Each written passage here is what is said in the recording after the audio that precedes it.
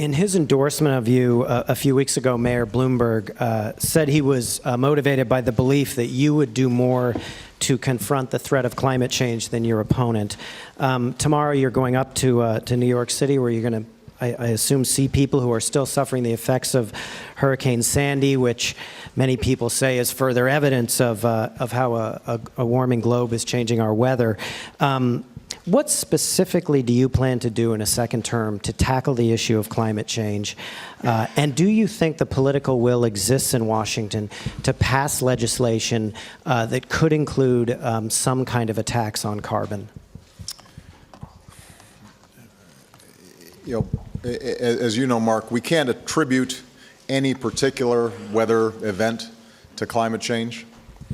What we do know is the temperature around the globe is increasing faster than was predicted even 10 years ago. We do know that the Arctic ice cap is melting faster than was predicted even 5 years ago. We do know that there have been extraordinarily there have been an extraordinarily large number of severe weather events here in North America, but also around the globe. And I am a firm believer that climate change is real, that it is impacted by human behavior and carbon emissions. And as a consequence, I think we've got an obligation to future generations to do something about it. Now, in my first term, we doubled fuel efficiency standards on cars and trucks. That will have an impact. That will take a lot of carbon out of the atmosphere. We doubled the production of clean energy, which promises to reduce the utilization of fossil fuels for power generation. And we continue to invest in potential breakthrough technologies that could further remove carbon from our atmosphere. But we haven't done as much as we need to.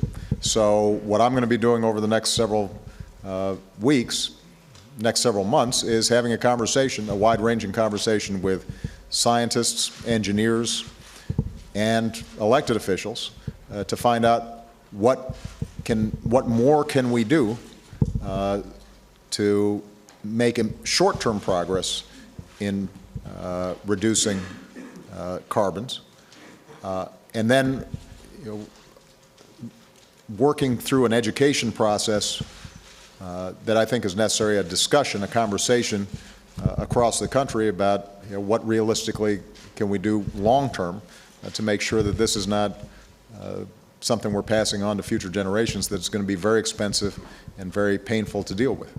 I don't know what either Democrats or Republicans are prepared to do at this point, because, you know, this is one of those issues that's not just a partisan issue. I also think there are regional differences. There's no doubt that for us to take on climate change in a serious way would involve making some tough political choices. And, you know, understandably, I think the American people right now have been so focused and will continue to be focused on our economy and jobs and growth that, you know, if the message is somehow we're going to ignore jobs and growth simply to address climate change, I don't think anybody's going to go for that. I won't go for that. If, on the other hand, we can shape an agenda that says we can create jobs, advance growth, and make a serious dent in climate change and be an international leader, I think that's something that the American people would support.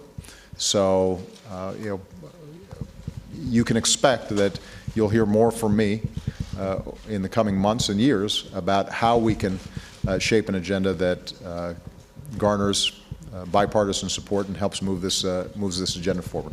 It sounds like you're saying, though, in the current environment, we're probably still short of a consensus on some kind of attack. That I'm pretty certain of. And look, we're still trying to debate whether we can just make sure that middle-class families don't get a tax hike. Let's see if we can resolve that. That should be easy.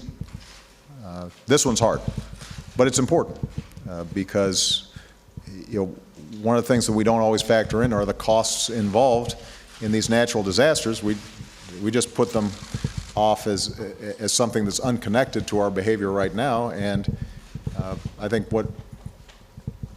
based on the evidence we're seeing is that what we do now is going to have an impact and a cost down the road if we don't do something about it.